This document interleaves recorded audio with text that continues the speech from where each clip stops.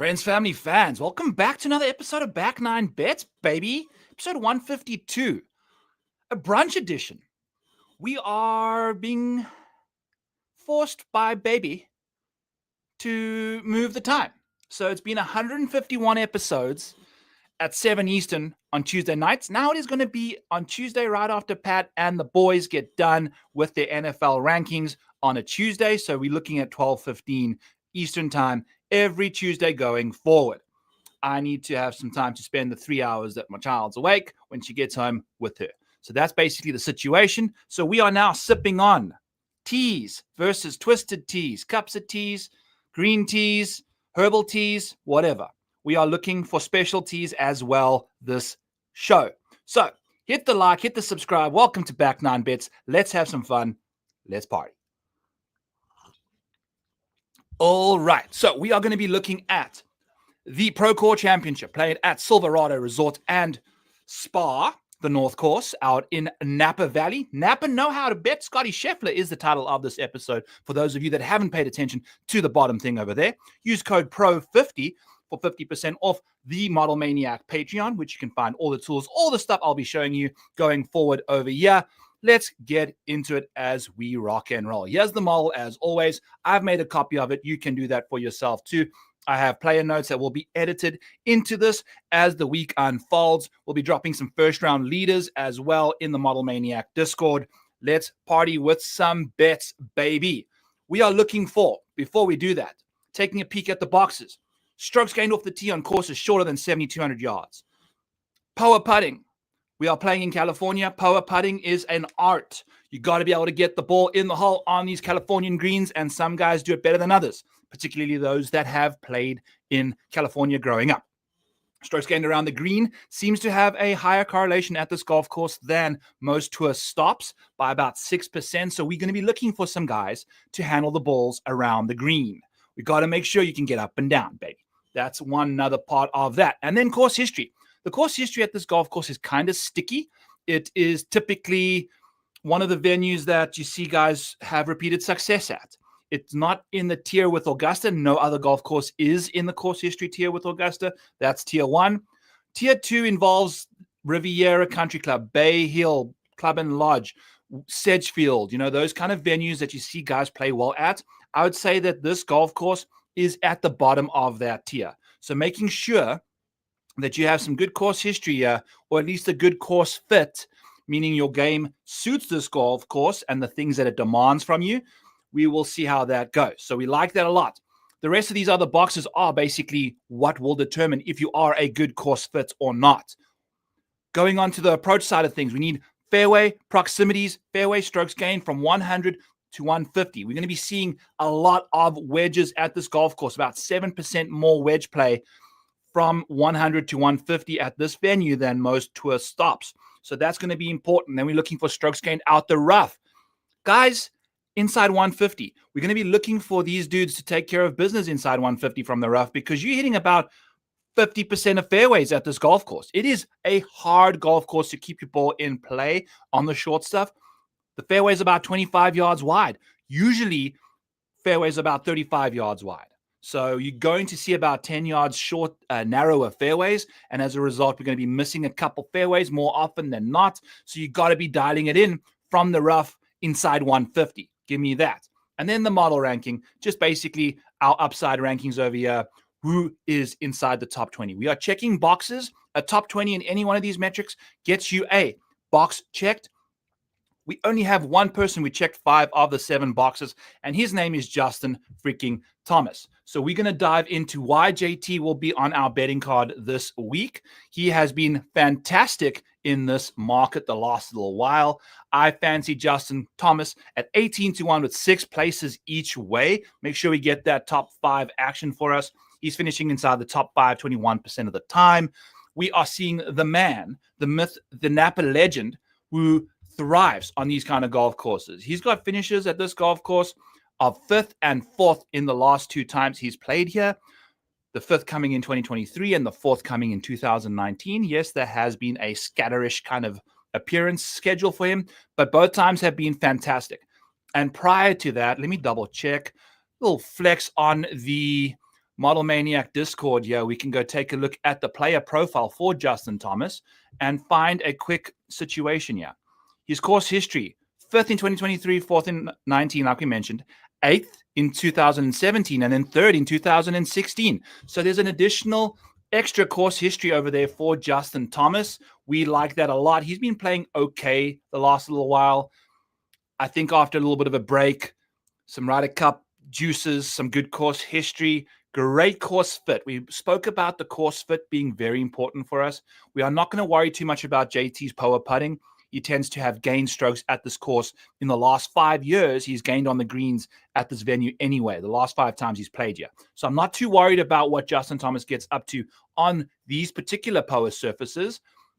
We can expect him to get that under control. When we're taking a look at approach play, out of the fairway, these yellow boxes over here are telling us course-specific strokes gained, course-specific proximities, green regulations, good shots, poor shots. How at this venue, given the different approach proximities that we demand from the golfers this week, how do they thrive? You know, we're waiting a lot more wedge play than long iron play this week because, or at least mid iron play, because we are seeing a lot more wedges than normal. So Justin Thomas is a fantastic wedge player. Third in this field from 100 to 150. He is going to be dialed in from a overall perspective. He is the second best iron player in the field. So we like to see that from our man. He's checking that box for us. Justin Thomas hasn't been driving the ball the greatest lately. 42nd in the field off the tee, but we do see what he gets up to on shorter courses, less than 7,200 yards. We are gaining strokes at a 14 ranking clip. You know, this 14th in this field in strokes gained off the tee on 7,200 yard courses and shorter. Obviously, Scottie Scheffler, numero uno over there. So JT's got that covered. We also will be finding there are a specific way this golf course plays when it comes to difficulty. We've seen about 39% of rounds at this golf course play easy, which means the scoring average was -2 or better. I need to change this to -2. Let's go ahead and do that. I did this from a little while ago. Used an old sheet. We're going to get our stuff together here. -2 or better, less than -1, and then harder than. Okay, beautiful stuff. So a lot of rounds, 4 out of every 10 have been -2 or better scoring average for the entire field. All 140 players have averaged -2 or better. Then 35% of the time, another third, have been -1. So basically, this course is going to play easy or medium scoring difficulty. Justin Thomas is numero 10 in those two departments. So he's taking care of the easy scoring conditions and the medium scoring conditions for us. Like to see that a lot. We are also looking for around the green play. JT, 7th in the field in strokes gained around the green. What are we talking about here, baby? Let's get it in the hole from off the surfaces. We can do that very well. Justin Thomas is that guy. Can he beat Scottie Scheffler? Who the heck knows? Maybe Scottie's putter doesn't quite show up as much as it does on power surfaces. I think there's a chance we can see some variance on the greens there for Scheffler. Also, Scottie's prices are just bananas, but we do have a way to get exposure to Scottie Scheffler in the betting market, which we will discuss here shortly. We got Carson Wentz in the house. We have got Positive Works. Oh, hello, Sia. Got to shout out Sia's new channel, Positive Works. Go check that out. Hit that like, hit that subscribe on that channel for Mr. Sia Najad, if that is indeed him. Good to see you, sir. So that's Justin Thomas's outlook. I'm all in on JT this week. I think he's a great course fit, great course history. The price is fine. And we spoke about this on the Fantasy Golf Degenerates show, which is brought to you by Play Profit X, as well as this show. By the way, use code FGDegenerates to get 1.5% back on your first 30 days of plays. When you are putting Justin Thomas and Russell Henley in a lineup, back to back, the first two guys you click, you will have $300 more than if you just put Scottie Scheffler in a lineup on his own. He's $14,400. That's $4,200 more than Justin Thomas. That's $1,800 difference between Will Chandler. That's like it's like 2/3 of a Will Chandler difference between Scottie and JT. It's absurd stuff. So we'll be looking to definitely take the value side of things in the DFS world, kind of doubling down, stacking a couple guys at the top here together versus trying to just clump together 5 dudes in a Scottie Scheffler lineup in that 7K range, which is quite appealing. if I do say so myself. We'll dive into that as we get down there, but we're going to kind of go with the balance build for the top of the board here and see what happens. We got Golf Tips Checker in the house as well. Go check out his wonderful work. Curious who you are seeing coming in as your Uno one most tip golfer this week. Let me think. It's probably going to be... Ooh, I have no idea. Sam Burns, maybe some Sam Burns action. We'll see what the Golf Tips Checker tells us, but that's not a problem. We aren't even betting Sam Burns. We are betting other names. Let's get right into the next name on the board here, and we're going to go to a placement market instead with Russell Henley in the top 10 market. He checks 4 of the 7 boxes. He's second in my model. I love that from him. He's third in the field around the green. Love that, of course. Model ranking for Data Golf has him second behind Scottie Scheffler, ahead of JT, which I do believe so is correct as well. We've got JT sitting third in our model. So Henley's above him there, but we are kind of leaning into JT getting it done at a golf course like this that he's really thrived at. Russell Henley does not have the greatest course history at this golf course. We are looking at all the way back to 2017 with these strokes gained over here, so it's not necessarily the greatest situation for Henley, but he does grade out well on the comp courses, 23rd in this field, comes in with the second best form, blah, blah, blah, blah. We know that Russell Henley thrives on these easy courses. Look at him, number 3 in the field in that department. So we're going to be seeing Russell Henley make tons of birdies. If this course plays easy, we'll see what he can do there. From a strokes gained approach side of things, course specific, Henley is number 3 in the field. He's a great iron player and has kind of moved his game into a long iron juggernaut.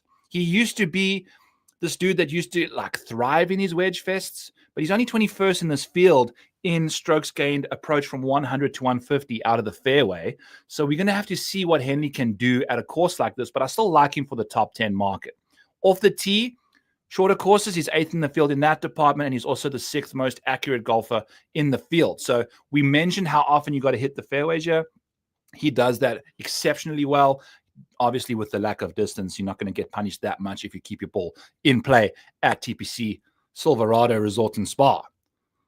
Not TPC, it's just Silverado Resort and Spa.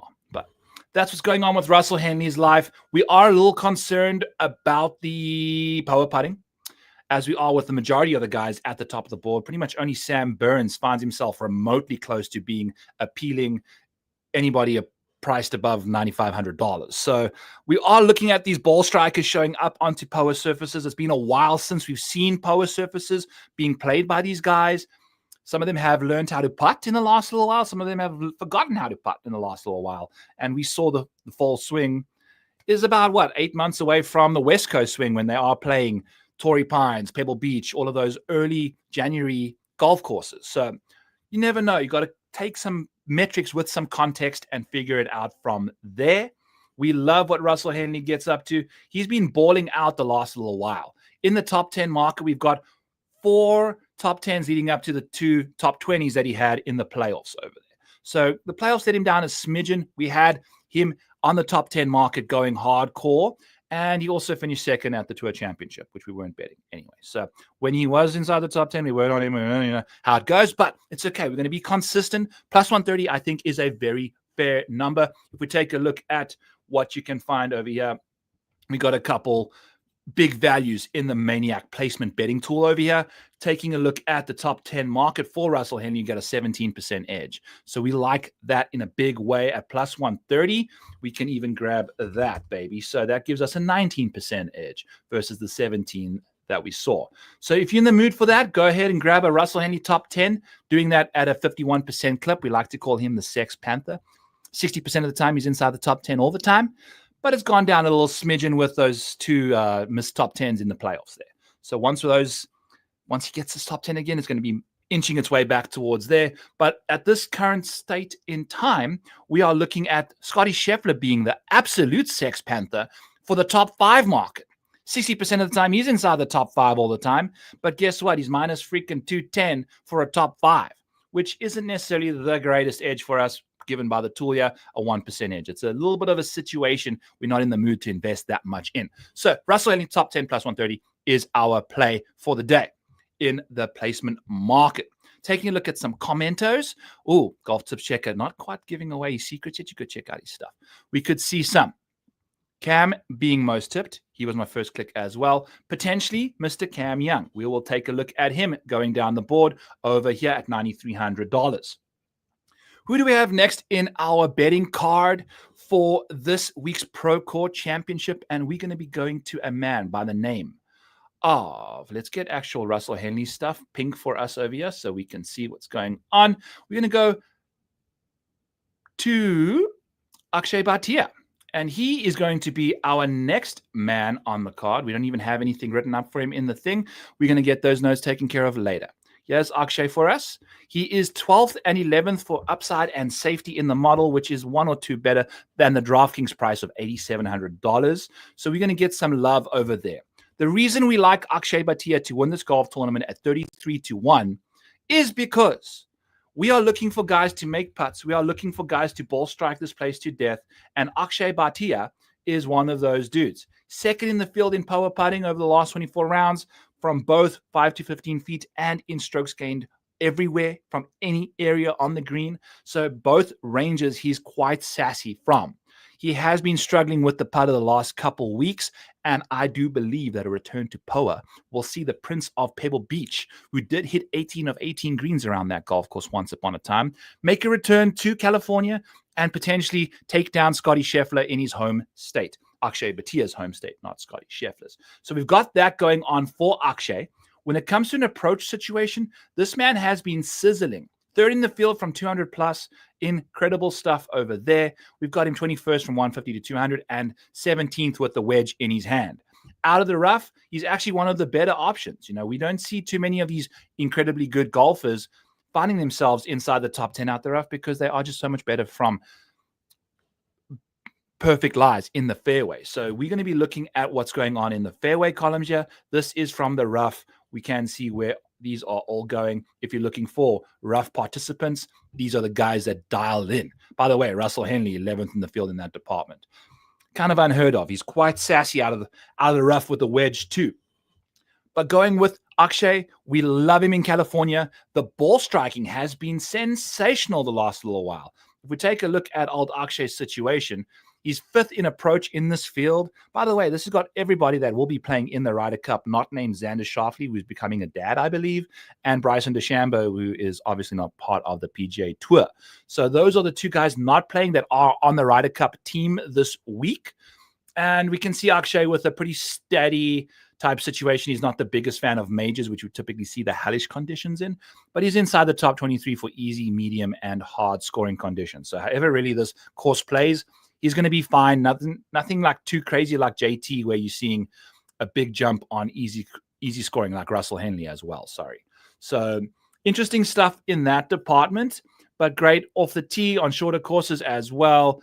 And we'll see what Akshay can get up to for us. I think this golf course is tailored for him, and 33-1 is a very, very, very fair number for Akshay Bhatia. I am going early, Darba. You are late, and I explained why I'm going earlier in the beginning of the show. So go check that in the beginning. But it's dad time. I got to spend time with baby in the afternoon. So, which you got to meet, by the way, over the weekend. So shout out to you. So that's Akshay Bhatia. We're going to be rocking and rolling with a 33-1 for old Akshay. I think he's going to be an old Akshay. He's not actually that old. He's a youngster too. So still got lots in the tank for us. Great comp courses there, 13th in the field. Let's see what he can do for us. Another placement, another Benjamin. Let's put some Benjamins on Benjamin Griffin, because I believe he's going to do a wonderful work for us in the top 20 markets. We are looking at this man at a plus 105 for a top 20. Usually we kind of get in the mix with ties paid in full, but I do have a rule when it comes to ties paid in full, and it's a 15% rule. So you're going to be taking the odds over here at plus 105. Let's just make them plus 100, and you're taking 15% of that. So that's going to be 15 points. At plus 105, you're going to take that 15 points away from the plus 105 and make it minus 110. The ties paid in full for this market is minus 115. So we do have like a 5-point edge according to my mental rule of thumb type situation when it comes to betting the placement market with ties paid in full or dead heats. And then you're going to take that 15 that you calculate of that base number, and you're basically timesing it by what is What have I decided I'm going to do with this situation? I've completely forgotten my entire formula, but I have an article out there that you can use. Go find it out. Dead heats versus ties paid in full. It's out there. It's a readable article. All right, back to our regular paid programming. We're going to get Ben Griffin in the mix here. Taking a look at what he gets up to. When it comes to a percentage type perspective over here, we are looking at Ben Griffin finishing inside the top 20 at a 57% clip. We are getting a plus 105, which implies it's about a 48% chance that it happens. So if we go back over to our biggest edge filter over here in the Model Maniac placement tool, which you can find over in the Model Maniac Patreon, use code PRO50 for 50% off your first month and the next year. If you're in the mood for that kind of long-term commitment with me, I would love that. We are also doing some NFL stuff. I'm going to be honest with you. I'm not the greatest NFL tout in the whole wide world, but I do love some NFL numbers, and they are there for you in the Model Maniac Patreon. So you're going to get the golf as well as NFL stuff. We're having a great time in there. Let's come hang out. I want to see you in there. So Ben Griffin, plus 105. Let's go with that. We are seeing an implied probability for that top 10 being a 53% clip.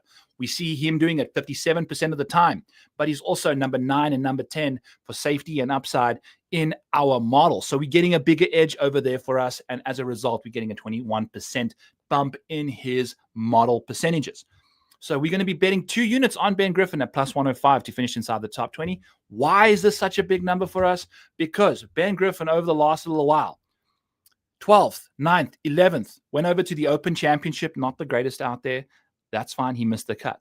Also, putted his brains. He threw up all over the greens at the John Deere Classic. I watched him miss like a million 8-footers. Just didn't get them in and microdosed his way out of that tournament on the greens. Those are the 2 bad rounds we've had since the US Open. So the other finishes were a 10th, a 14th, and a 13th. So those are 6 top 20s in the last 8 starts for Benjamin. Finding himself doing business casual stuff on the golf course. Bringing the business, but casually finishing inside the top 20. I like what's going on for BG. Also, Ryder Cup participant, got a lot to prove in his rookie debut. We are looking at Ben Griffin doing wonderful work on the driver side of things when it comes to these shorter golf courses, keeps his ball in play on courses shorter than 7,200 yards, the 16th best in that department, the 14th best in overall approach play for this specific course. So we can see a lot of good things coming from Ben. He's also very solid on these easy and medium scoring conditions. So these wedge fests, he tends to thrive in, although he isn't the greatest wedge player. He does hit a lot of greens, I guess, compared to the rest of his metrics with the wedge. So he's going to give himself a lot of birdie putts, but that's not too problematic because he's the 5th best putter in the field. Now, the 5th best putter in the field over the last 12, 8, 4, and 2 months is Ben Griffin. But over the last 24 rounds on POA, it's been quite poor for Ben Griffin. So we're going to have to figure out how we go about that. We'll see if he can get it together.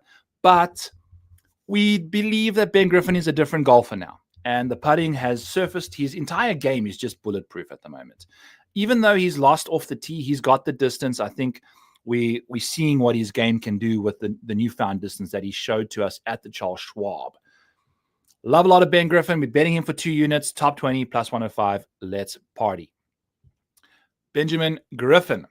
And then our last bet, and it's not even going to be a bet we place just yet. We've got to wait for some tee times to come out. But Scottie Scheffler, first round, top 10 and top 5 ladder. We're going to be going to that markets at plus 135 and plus 275, betting to win a unit in each market.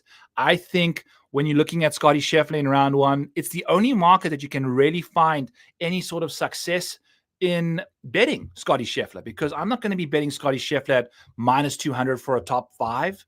I'm not going to be betting Scottie Scheffler at minus 400 for a top 10.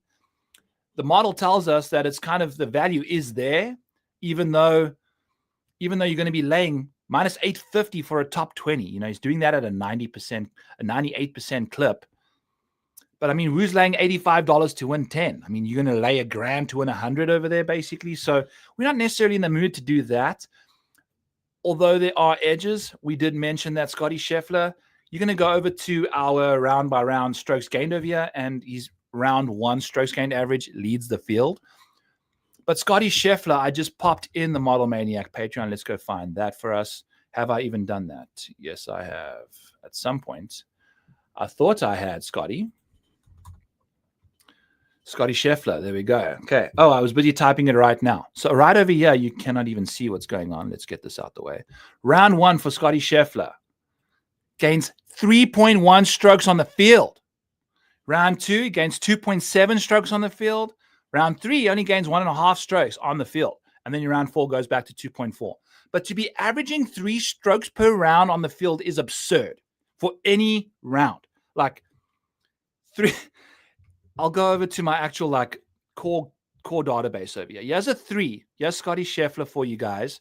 This is where the actual data comes from. This is my main file that you guys have seen if you guys are OGs before I dived into the Google Sheets. Here's Scottie Scheffler's round 1, round 2, round 3 stuff. Look at this, 3.1 strokes gained over here. If you scroll up with me, let's even look for anybody that's remotely close to 2. Like in this field, here's a 2 here. It's Colin Morikawa in round 1 and gains 2 strokes. And then just completely whoopee cushions his way out of the tournament over the weekend with basically losing strokes over weekends over the last 12 months. What are we doing with that department? Looking for more 2s. Here's Luke Clanton gaining 2.4 strokes in round 2. Shout out showdown slates with Luke Clanton on Fridays. Pencil that in, baby. All righty. Moving along. Any more 2s that we can find here? We are not seeing any 2s.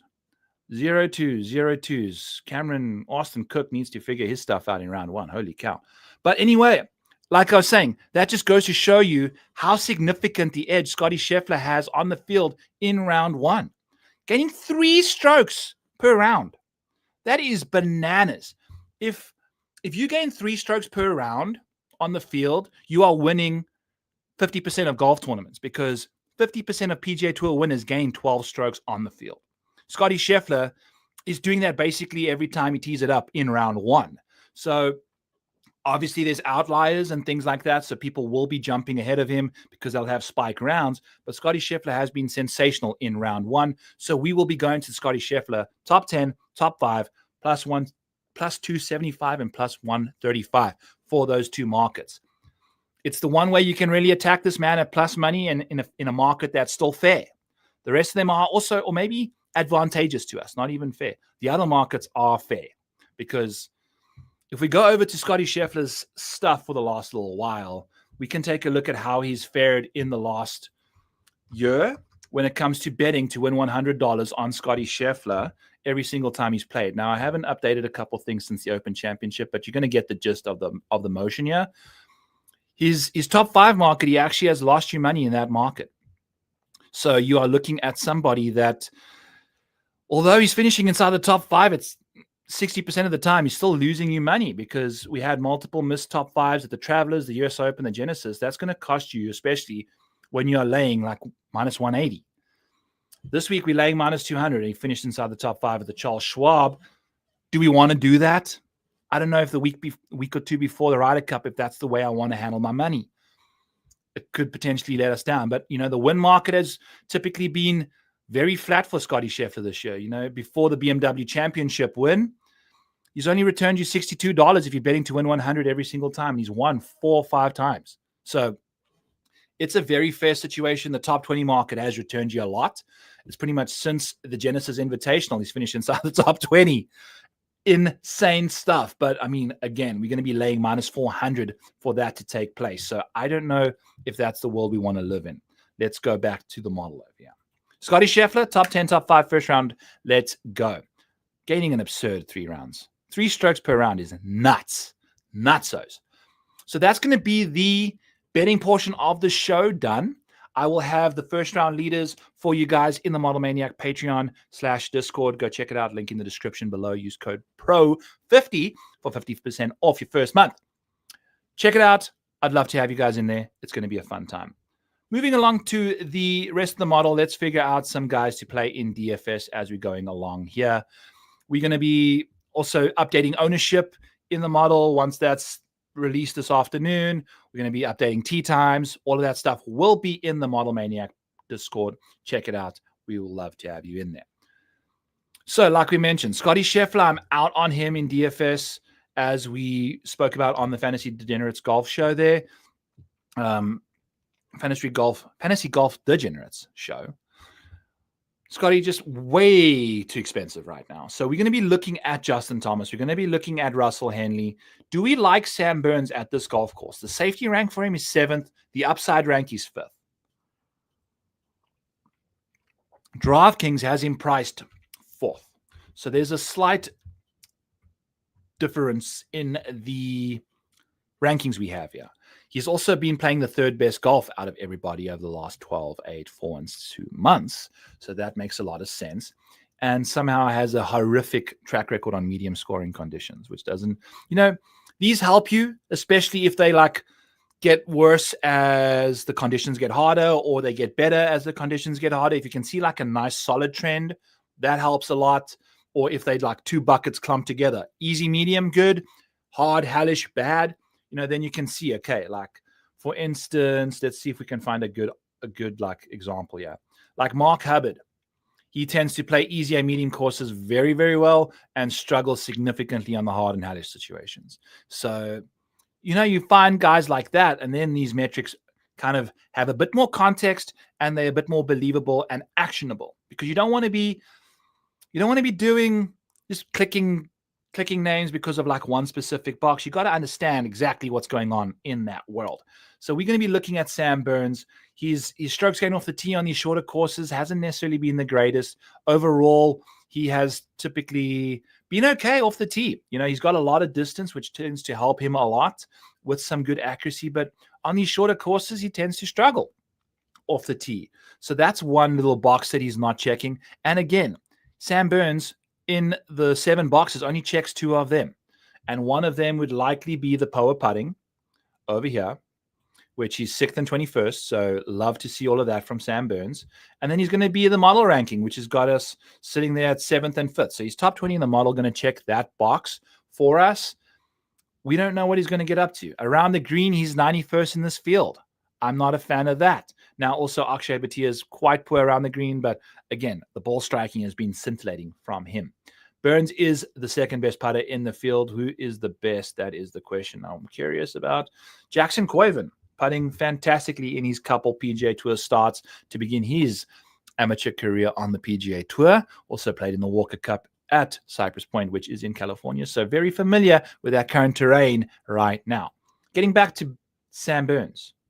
If we're trying to take a look at his wedge plays, 36th in the field in the strokes from 100 to 150, 41st from 150 to 200, and then he's quite poor from 200 plus.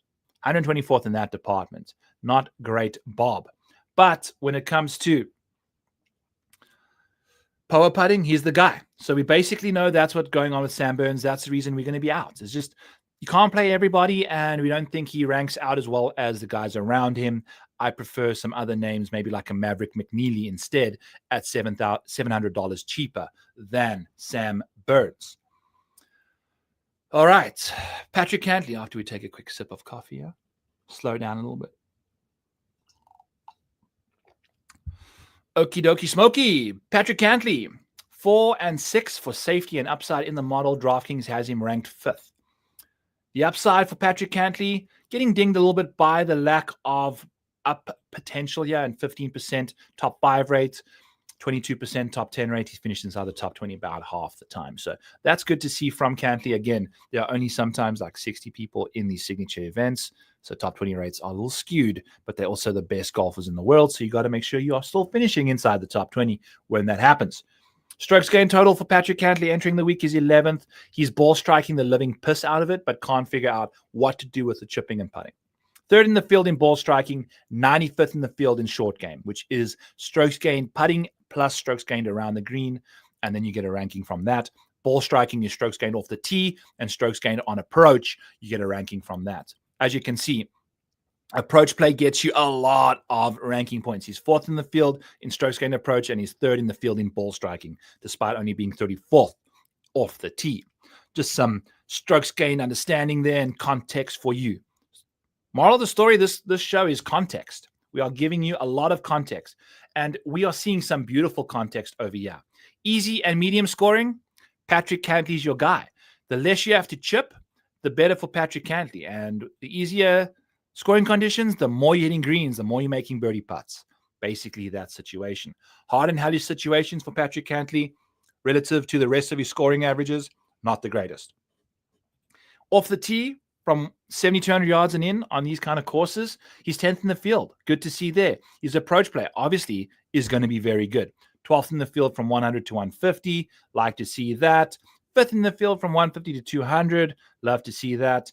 And then he's actually quite putrid from 200 plus. So the long irons are going to be an issue. Will be interesting to see what he can do around Bethpage Black, which will demand a lot more long irons than TPC, Silverado Resort Spa and Country Club, and everybody else's favorite place in Napa Valley.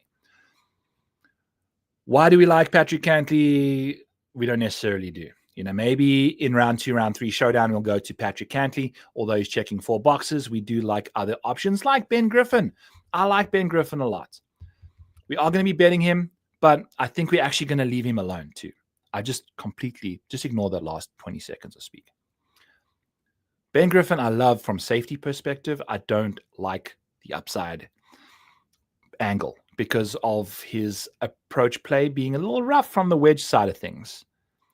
Got to be dialed in. That's where you make all the birdies from, is with the wedges. When you are this bad with the wedge, we like the top 20 bets. That safety is still there. The bad wedge play, not going to really ding him that hard. The rest of his game can do more than enough to kind of nullify the lack of wedgeness. But the upside could be potentially limited. We do like Ben Griffin on these longer golf courses. Bethpage Black is going to be a great venue for Ben. So give us all of that. Let's see what he can do in the betting market. We're going to leave him alone in the DFS streets.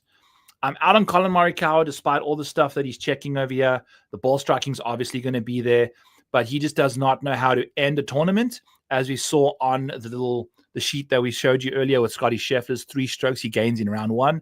Yes, Colin Morikawa's round 3 strokes gain average, and he's actually losing strokes to the field on Saturdays. Can't be doing that and being on a Ryder Cup team. Like, he cannot be losing strokes total on any given day and be on the Ryder Cup team. Like, what are we doing? I'm just getting tilted just thinking about Colin Morikawa on the freaking Ryder Cup team. But anyway, back in 2019, Colin finished 19th here. His best finish, god damn, you got to love that 8th place finish for Colin Morikawa being his best finish at the Rocket Mortgage Classic. What on earth? No other top 20s.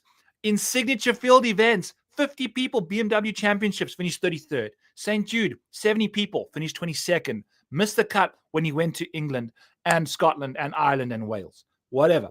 Open Championships, Scottish Open, MCs, MC Hammers, all there. Travelers, he finished 42nd. US Open, he finished 23rd. That was a golf course perfectly designed to keep his ball in play. Thick cabbage everywhere. Colin finished 23rd. It's no top 20s, I don't think, outside of the top 20 he had at the Masters in majors. The rest of the majors has been ass cheeks. So I'm very, very bearish on Colin Morikawa's overall outlook. The model also agrees with me. He's got 10th and 11th. DK pricing is 9th. So there's a 2-spot difference over there, a -2, which is not good. Look at this top 5 rate, only 5% of the time. If we filter by top 5 rates, we got to go all the way down to, how many people is this? 39th. Colin Morikawa's got the 39th best top 5 rate in this field. That's not good enough. I'm so sorry.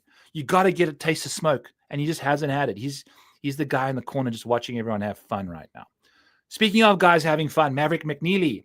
Love the value we are getting here. 6 spots difference between our upside rankings and the DraftKings price that he is at $9,000. So that ranking of $9,000 is 10th in the field. And as a result, we're going to be laying some juice on Maverick McNeely, baby. We are looking at a man who is from California, has finished second at this golf tournament back in 2021, and missed the cut 3 other times. So the upside's there. We know that. The downside is also very much there. But also the last little while, we are looking at a man whose worst finishes are basically Colin Morikawa's best. Got a couple floating around the top 20s, and then the 3rd place finish at the BMW Championship. I don't know what he did at the Tour Championship, but I'd imagine he was playing quite solid. Let's take a quick look-see quickly. Mav McNeely at the Tour Championship. He finished, yeah, that wasn't great. So all good, whatever. He's got more upside though. Like if you find him in the right week, especially on a power track, let's take a look at some power putting for Maverick McNeely. 11th and 12th on power putting from inside 5 to 15 feet. And in general, love to see that. From a course-specific approach play situation, he's 19th in the field. Impressive stuff. We are seeing him with really just solid metrics across the board, getting him that kind of ranking. Nothing elite. Not the greatest on these shorter courses off the tee, but that's okay. We've seen him thrive at the RSM. If things get very easy, Maverick McNeely is going to be great. And if they get very hard, it's going to be great. The in-between stuff has been interesting for Mav. Again, don't take too much into account there, but it is interesting to note. Ball striking being great the last little while. Love Maverick McNeely this week. $9,000. Getting insane spike potential for this guy. Can absolutely finish inside the top 5 any given week. And then his floor isn't terrible either. Love him on the power surfaces. Love him with the ball striking side of things.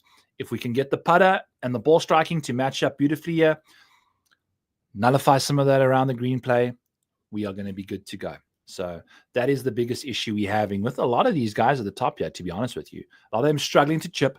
Again, strokes gained around the green is a cumulative stat. So you are finding that guys with poor strokes gained around the greens, if they are hitting a lot of green regulations, there's going to be guys that, these guys are all hitting a lot of green regulations. It gives you less opportunity to add to your strokes gained around the green because everyone's hitting drivers, everyone's hitting approach shots, everyone's hitting putts.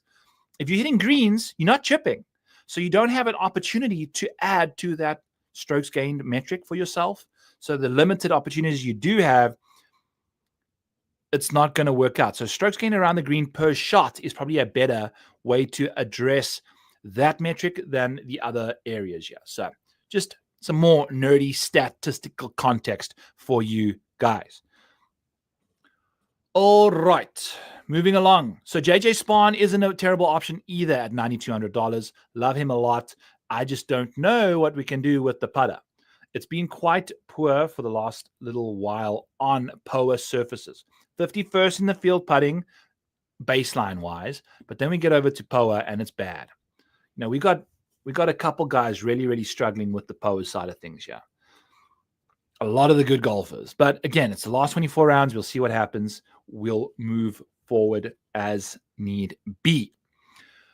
In the $8,000 range, we spoke about Akshay Bhatia. I will not be playing Davis Thompson. I was taking a look at, I just pasted in the names to the Maniac placement sheet based off of, we did the, that sucks. Too bad. Because I pasted them in order of the salary pricing. But even if we just go to like Cam Young's, what's his name? What is this guy we were talking about again? Davis Thompson. His odds are just insane compared to everybody else's. I don't know around him what is going on. I'm just out. I don't understand what he's doing at this price. He's 12th in DraftKings pricing. I understand that the course history is absolutely there. We've got a 9th place and a 30th as 2 finishes at this place.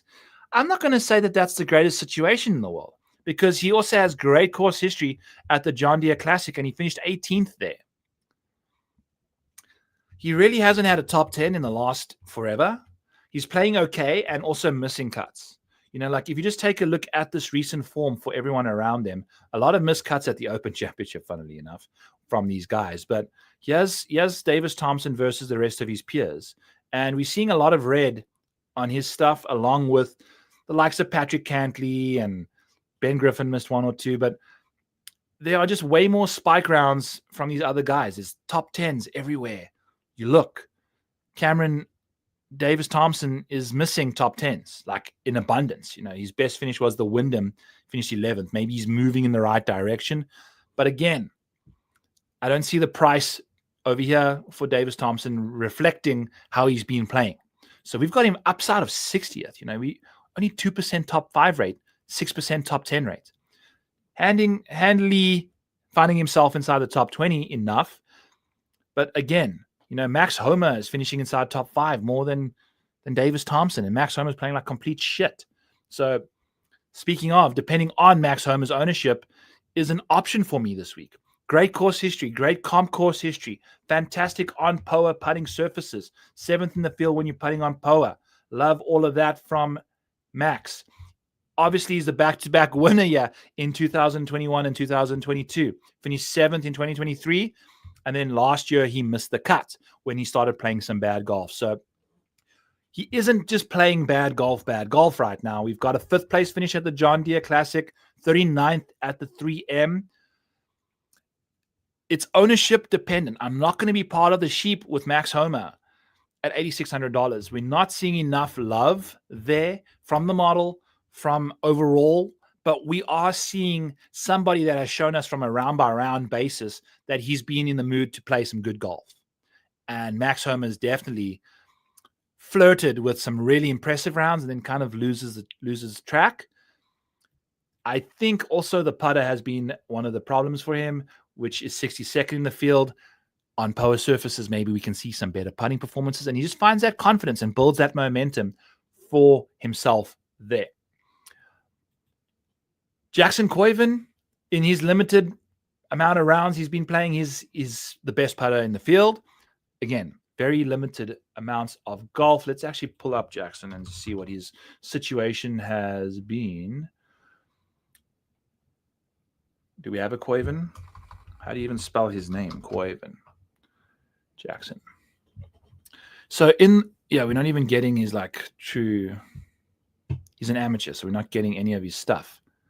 All right, whatever. But I think he's played a couple PGA events anyway. Back to our regular paid programming over here. Got a lot going on for him. You can obviously see these are done in. He's played 10 tournaments likely because we got increments of 20% for his stuff. So it likely means that he's played 5 and we're getting 1 for each. Played well in those 5 starts. So we can see what he does this week. Monitor ownership. We'll see how that goes. Matt Kuchar is an interesting name. He's checking 3 boxes. He's likely going to be checked. He is the best wedge player in the field, by the way. From 100 to 150 from the fairway, nobody gains more strokes than Matt Kuchar. So that's good to see. When it comes to 150 to 200, 118 people gain more strokes than Matt Kuchar. When it comes to 200 plus, he's actually not too shabby either, which we notice at this golf course. That's kind of how the bell curve falls on this venue. PROCORE research for us from key correlations, proximity buckets. Take a look here. 7% more coming from 100 to 125. And then a couple more shots coming from 200 plus, 250 plus in particular.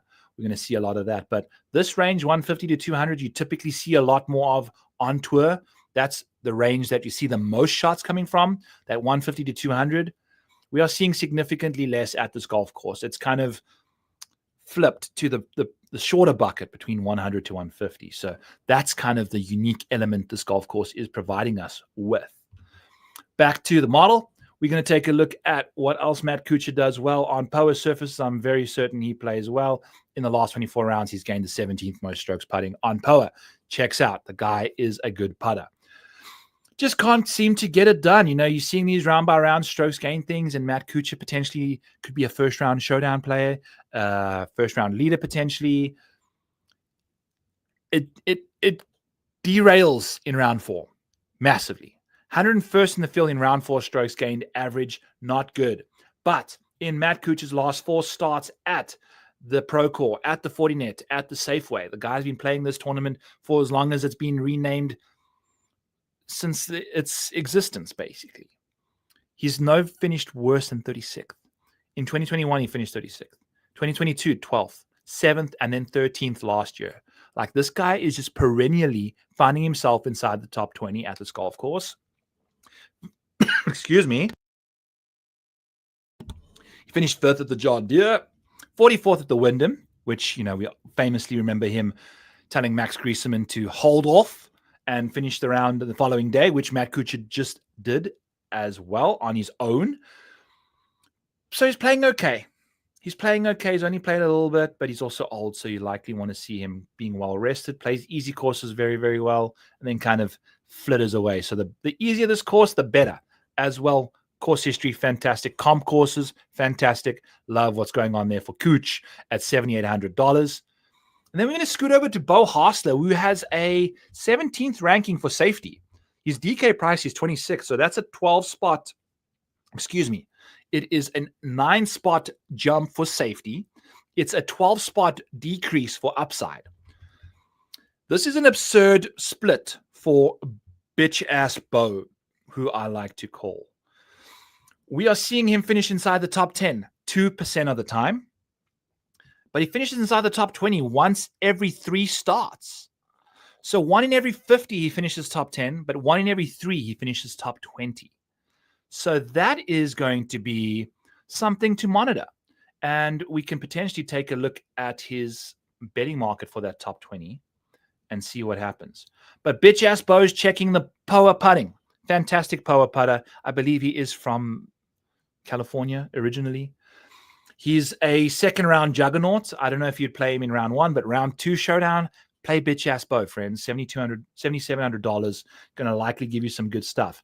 He's also played quite nicely at this golf course with 2 missed cuts, bookending 4 top 30s at this golf course in the last 6 years. So he's been playing some solid golf at this venue, and then also has a 15th at the Wyndham and an 11th at the John Deere Classic. Gosh darn it. I think we got to go to a top 20 market here for Bitchy Bo, don't we? I'm going to take a quick peek, see what the market is there. We might have to just bet a top 20 on this boy.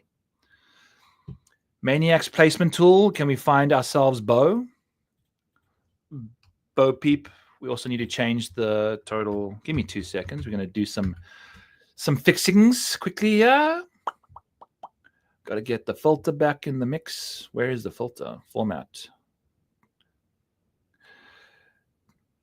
I can't find the filter button. Oh, here we go. Okay, so we don't need the filter there. We need the filter all the way down so we can find Bo. And now we're going to be able to do this. Apologies. So let's just go clear Bo. Bo. Bo, Bo, Bo. All right, so safety ranking is 17th and the upside is 37th. So there's a big disproportionate balance over here.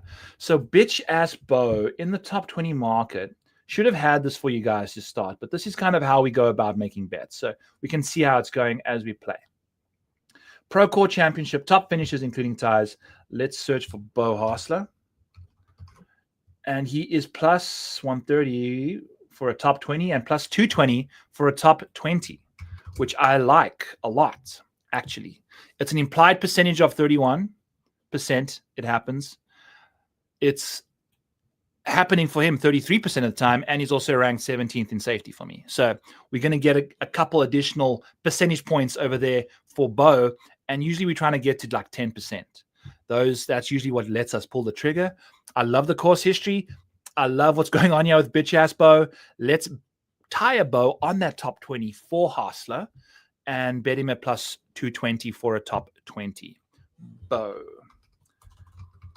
Bitch-ass Bo. Top 20 plus 220. Boom. All right. That's going to be our bet for this live show. We're just going to add a quick little bet in there for us and go from there. We're going to leave that alone and go back to the model again. So bitch-ass Bo's on the card. We're going to leave him alone from the... Maybe we play him in some DFS. We'll see the ownership there. I do like the safety for $7,700.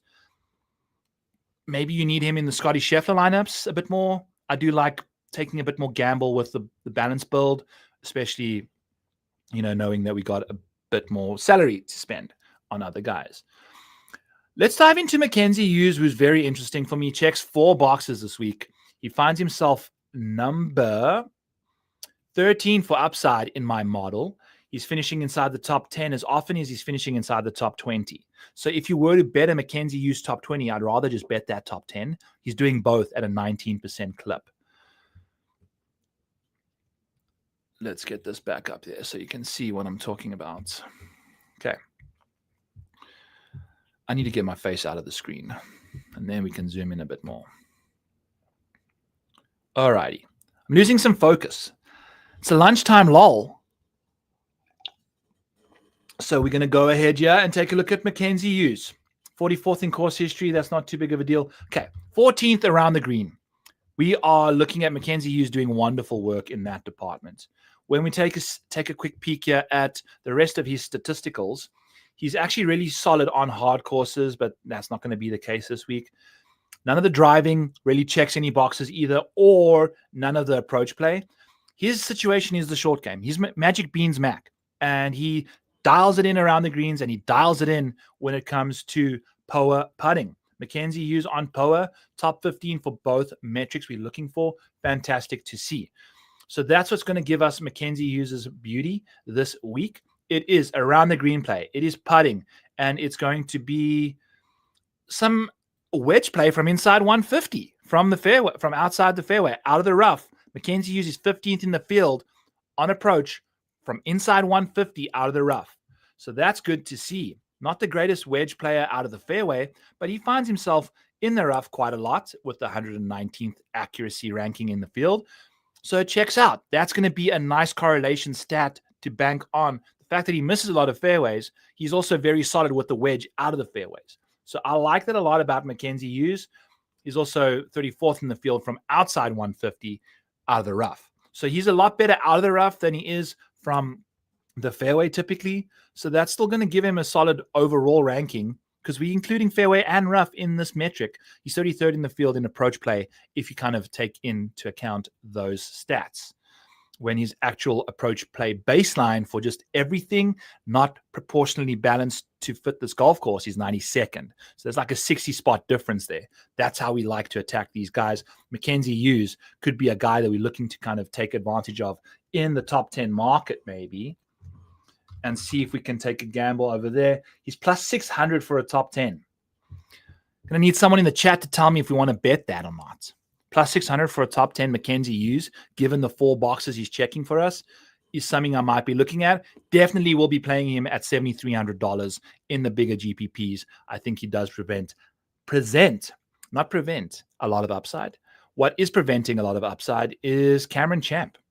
Don't be playing him for upside, especially at a golf course that's super wedge intensive like this kind of a venue. Again, we don't know what he's even really been doing with all that stuff on the KFT.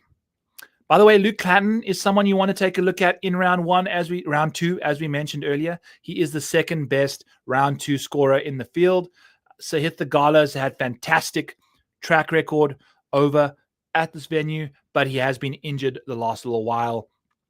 You know, we've had 3 consecutive miscuts in the Wyndham, the 3M, and the Open Championship.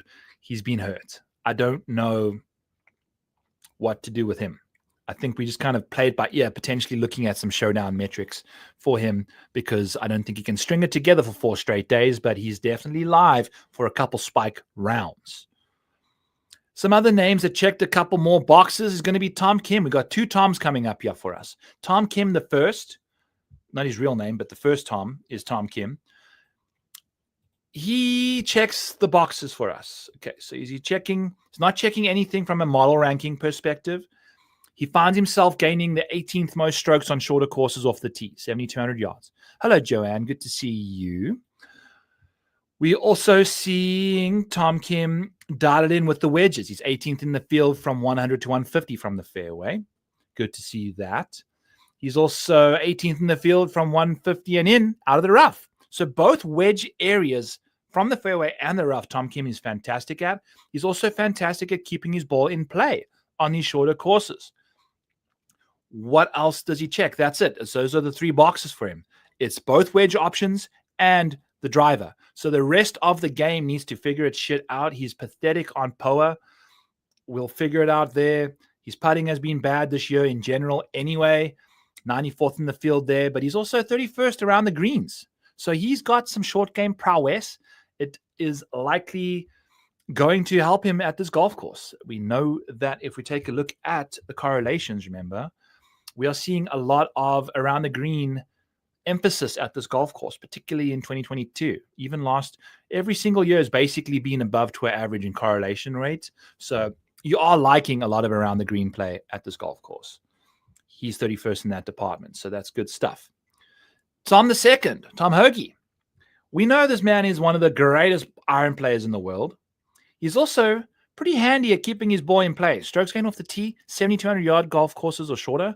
Third in the field in off the tee metrics. Good to see that. 10th in the field from 100 to 150 out of the fairway. Tom Hoge checks that box. If we take a look at Tom Hoge on POA surfaces, he's actually pretty solid on POA. We've seen him win at Pebble Beach, and he's 15th in the field in 5 to 15 footers on POA surfaces. That's great to see. And 33rd in POA putting over the last 24 rounds. If we take a look at his overall putting the last little while, he's 83rd. So POA Hoge, love it, baby. Let's go. I can see him doing some good work for us. He checks 4 boxes. The course history is a box that he checks as well. He has got himself a couple 7th, 12th, 36th, and 29th in his last 4 starts at Silverado Resort and Spa. Boutique BT. Hasn't been playing the greatest golf, played the BMW Championship, and that was it for him. Finished 33rd there of 50. We'll see what Tom Hoge gets up to for us. 15th in the model in upside. $7,100, friends. If you're looking for someone, wedge-intensive venue, keep your ball in play off the tee, make some power putts, Tom Hoge is your guy at $7,100. Going to be recharged. He has a kid that's likely going to be causing him some issues in his life. I understand this. Taylor Montgomery is going to be finding himself doing the Lord's work for us this week. Look at this catastrophic situation when it comes to approach play from the fairway. There's really nothing better than an 84th that's randomly there. Everything's in the hundreds. Everything's in the hundreds. But the way this guy swings, he seems to dial it in from out the rough. So he's 3rd in the field in strokes gained from the rough inside 150. So that's a fantastic metric. And it's across the board. He's pretty much inside the top 25 for green regulation rates. He's good shot rates, poor shot avoidance, proximity, all of that stuff. He's inside the top 25 from the rough inside 150. We're going to be seeing a lot of that. He's also a long hitter of the golf ball. Actually, he's lost a bunch of distance, it seems like. Apologies in that department. Let's leave that alone. So he seems like he keeps it in play off the tee. Good to see that. And then we're going to be dialing it in out the rough. When he is in the rough, it's going to be very, very good. And then when he is on the green, when he is on the green, he's the best power putter in the field. Here's Darbo saying, "Ick, I get it, buddy. We'll chat about him when you come visit again in the fall, in 2 weeks' time for our golf trip." By the way, Sweet Spot DFS, who doesn't like Taylor Montgomery, will be joining us as the 4th person for the Kenny Kim and producer Mike Iowa golf trip when they come into the house. We'll be producing the Ryder Cup show from a garage in the Jets cave. I am no longer a Jets fan this year. That's an emotional decision I've made to prevent my emotional bandwidth being stretched out too far. I am not available to that team anymore, emotionally. I will watch them play amazing football and still lose the game and not be sad about it. It was a great decision for me to do that. And I'm proud of it. It's shown a lot of growth in me as a fan to leave that team alone. It's been 14 years. I showed up to America in 2011. The Jets went to back-to-back AFC Championship games in the 2009 and 2010 seasons. The year I show up, we began the longest playoff drought in all 4 major sports. And I've been a fan for that entire time. I have not seen a playoff game from the Jets in 14 years. Enough is enough. Emotional turmoil be damned. I'm just a Rob Lowe NFL fan. C is for cookie. We cookie cutting whatever team I want to watch. Just going to be betting on the NFL, enjoying Red Zone, and the minimal commercials. Don't overreact to that shit, people. It's all good. Everything's fine. Back to our regular paid programming and not talking about the Jets, who also look very good this year. I'm not going to lie, but somehow still can't win a football match. Davis Riley, I'd actually be a Packers fan. I hate to say it. Like, as my NFC team, I think I might be a Packers fan. We'll see. Anyway, Davis Riley, he checks 2 boxes. Let's actually dive into David Lipsky instead. Well, we're in the 6K range now, so we can actually dive into a couple guys that only check. Okay, so Riley is out. Let's go and hide that. Too bad. We'll go with David Lipsky. Thank you for that, Darbo. I appreciate you. Look at you being a valid server of the content here. So David Lipsky checks 3 boxes. What boxes are those? They're not model ranking. He's outside the top 20 there, although 2030 upside, I like that a lot. Take a look at this, David Lipsky has more top 10s. David Lipsky has more top 10s than Colin Morikawa. Yep. 18% of the time, David Lipsky's finishing inside the top 10. Colin Morikawa does it 17% of the time. He's also finishing inside the top 5 14% of the time. Got great course history. He's got a second-place finish here, a 30th, and a 22nd in his last 4 starts. Loving that. We are seeing a recent finish of 3rd and 3rd at the 3M and the John Deere Classic. 2 of his last 3 starts have been 3rd-place finishes. And then add a 44th at the Wyndham. Hello. Let's go. When we're taking a look at approach play from 100 to 150 out the fairway, David Lipsky's the 9th best option from that range. He hits the 9th most good shots in this field from 100 to 150. A good shot is when you gain over half a stroke on a single approach shot. He does that the 9th most in this field. If we take a look at strokes gained off the tee on shorter courses, he's 12th in the field. He's very accurate off the tee, 26th in that department. Lacks distance. That's fine. Not imperative to have distance at this golf course. It can help if you still remain remotely close to the fairway.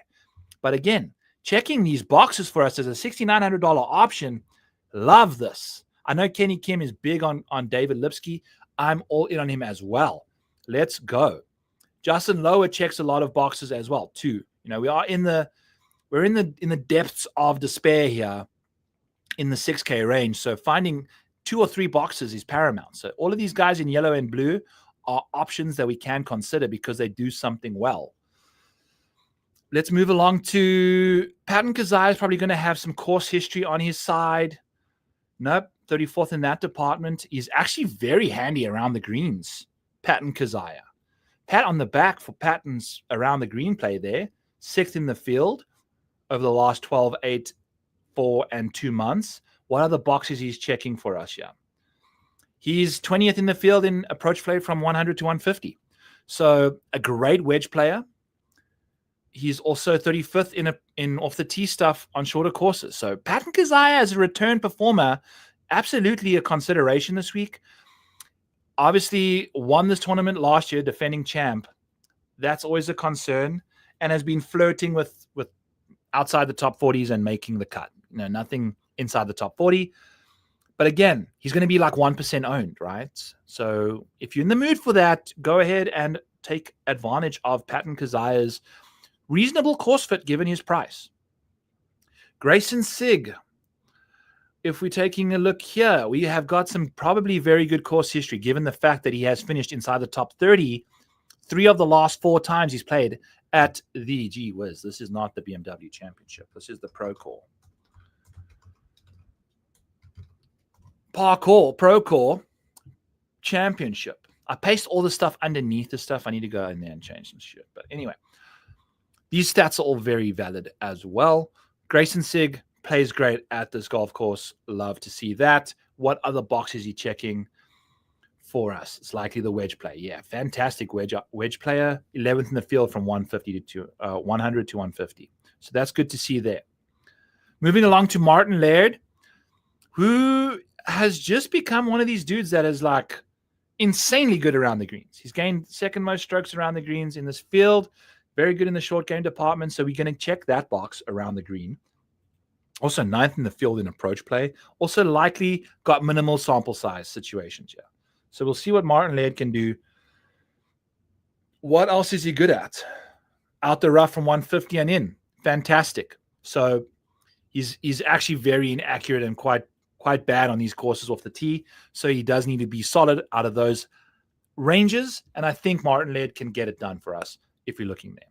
Brand Snedeker is a similar situation. Great wedge player and likely the power putting getting it done for him. No, it's not. Maybe it's the course history getting it done for Brand on the box checking side of things, yes, top 20 in that department. But still, the power putting is like 33rd in the field. So we're going to see that coming from Brandt, and that's good to see.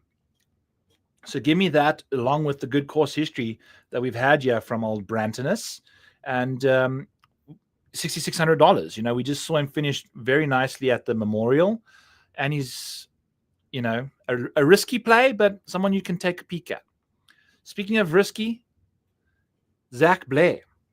A 4th, a 12th, and a 13th are his best finishes at this golf course in the last 6 years. I love that for him. Give me all of the Zach Blair stuff. So we got course history going for Blair. He's also the 19th best power putter. Love that for him. We're also looking at him being the 4th best iron player out of the rough from inside 150. So he's very good with the wedge out of the rough. And then you put a wedge in his hand out the fairway, and he's 89th. So whop whop.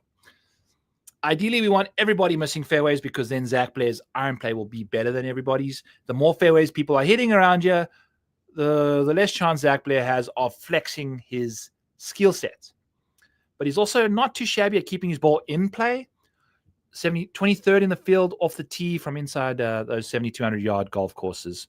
Apologies for not having Zach Blair on the screen there for you guys. He has checked 3 boxes, though. Like to see that a lot. Some other names. Let's take a peek at Peter Malnati. I think you always got to play this dude on these California courses. If you're taking a look at his power putting, he's 3rd in the field. So he's checking that box. At this golf course in the last 3 years, he's got a 22nd and an 11th place finish. Missed the cut in 2022. In 2024, I believe he was in signature events and did not even play this tournament. So how the mighty have fallen. But he will now be returning. He's had himself a couple solid finishes. Friends don't let other friends play Peter Malnati, Darbo. But in California, you have to let other friends play Peter Malnati. If we're taking a look at Peter Malnati in California, so we saw the Farmers, he missed the cut, unfortunately, whatever. That was the only option that we saw this year for, he never even played at Pebble Beach. We saw Peter Malnati play very solid at the AT&T Pebble Beach Pro-Am, did some good work. It's all the short game. That's what he gets up to at this golf course. He's just very impressive when it comes to this stuff. And then if you take a look at his track record, he's always putted well on Poa. He's Poa Pete. I mean, he's basically gained strokes putting at this golf course every single tournament he's played at. He's basically lost strokes off the tee and approach every single time he's played here. But that's how he gets it done.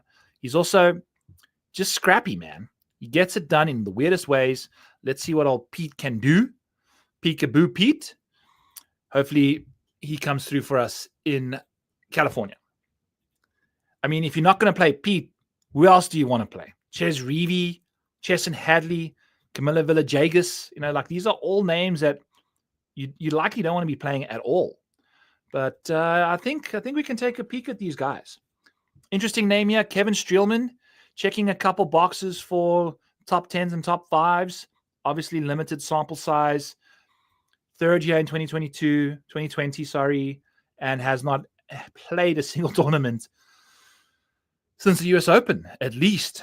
So out of sight, out of mind. Absolutely. If you're looking for like massive multi-entry situations, go ahead and do that. I'm down. Yeah, I mean, Camilla Villajagis over Peter Malnati, I don't hate it. I don't mind Pete either, though. I think you got to be playing some Pete.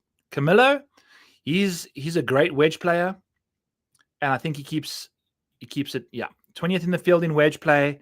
What's he doing on Poa? Oh, he's very bad on Poa, like very bad on Poa. Streelman's solid on Poa, by the way, so that's good to see. Cristobal Del Solar solid on Poa as well. And while we're at it, so he's actually landed up going all the way to 9th now. He used to be 2nd in strokes gained round 1, but Cristobal Del Solar still remains number 9 for us when it comes to strokes gained round 1. If you take a look at his situation, it's epically bad over the weekends and Fridays. He's wonderful in round one. He cashed us the RBC Canadian first round leader, the water into wine play of the day. But I think we can just do a coffee Cristobal play. Just a nice little, drinking some mushroom coffee here, by the way. Good mushroom coffee. Cristobal del Solar. He's going to be a first round leader, staple. Always going to be a first round leader guy. And then we just leave him alone. Let him do his thing. As you can see here, it's a classic fall off in epic fashion. And yeah, I mean, he's made a couple cuts, which is solid. But man, I mean, to have an 86 instead of a 99, that's like DFL. So like, leave him alone after Thursdays. But I mean, woo, you got to play this man on Thursdays. Fantastic stuff. He's a very impressive individual, and the putter goes nutsos and all of that stuff. So Cristobal del Solar, absolutely a consideration for that first round leader market. Let's go. All right, friends. I appreciate you guys. Thank you for tuning in. Good to hang out with you, Darbo. New time, new crew, new audience. We're going to get you guys. You're going to show up here 7 o'clock. And by the time you get to 8 o'clock now, you're going to realize that the show starts at noon. And actually, it's going to be 12:15 because the NFL boys with Pat, Ian, and Jake finish after 12 o'clock. So we're going to be doing 12:15 starts here going forward so I can hang out with my child. I've also got pool league tonight. So a lot of fun stuff to do. We will catch you guys 2 weeks' time for the Ryder Cup. I don't think there's anything next week. And we're going to have a blast. I'm going to be pumping out so much Ryder Cup content for you guys. You're going to just tell me to stop. Stop, Byron. I'm going to have a divorce. My wife is going to divorce me because I can't stop reading and digesting all the Ryder Cup content and watching the Ryder Cup content you will be providing for this year's Ryder Cup. I pride myself on being one of the best Ryder Cup content creators. I love this format. We're going to be dialing in models to figure out the best alternate shot combinations across the teams. We're going to figure out the optimal strategies for guys to go off different tee boxes to match their shot shapes and their strengths off the tee, their strengths on approach, their weaknesses around the greens, their strengths on the putting surfaces. We're going to have it all for you guys, and I'm going to bring it. I'm going to bring it hard. So you better be ready for that. Until then, go check out Play Profit X. Use code FG Degenerates for 1.5% back. Use code PRO50 to get 50% off the Model Maniac Discord. And don't forget it. Hit the like, hit the subscribe, and we'll catch you guys next week. Peace.